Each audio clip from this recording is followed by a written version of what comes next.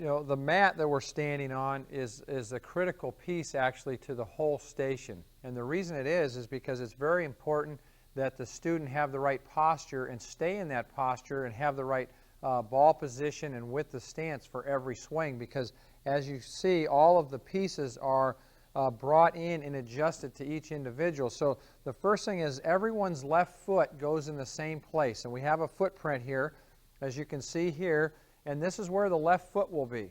And this is angled out so that the left foot can be angled away for better rotation on the through swing. And then we have these lines here. We have numbers 1 through 6 for the width of the stance.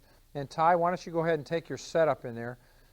Also, this line here is for the alignment. So we have alignment line, and then we have the width of stance. So put your left foot in there. Do I bring it up to this one? Yeah, the edge of the toe should be right at the edge of the line there. Okay, I want you to take a stance, and this is where you have control. I can control how wide I want him to stand, and that looks really good because his knees are over his feet, and the insides of the heels match about the insides of the shoulder, so you're standing right on the number 3 line, okay? And this is kind of like a football field where you'd be, you know, 3 or 3.5 would be in between the 3 and the 4 and so forth, okay? So your setting every time would be your right foot on the 3, and you want to have the toe angled at the same angle the line is on. And what that does is that allows the right foot to also have a little bit of angle to it for better rotation. All right, once he's got the width of stance, then we go to the ball position.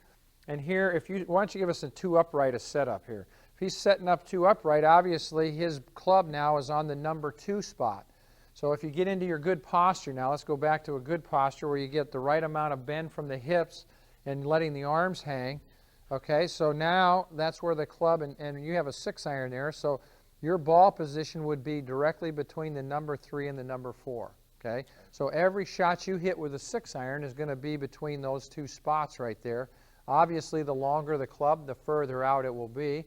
And then we also have holes in the mat for tees. So when people are hitting drivers, we have the 5 different positions for length from the ball. Okay? Very good. So now you know your setting.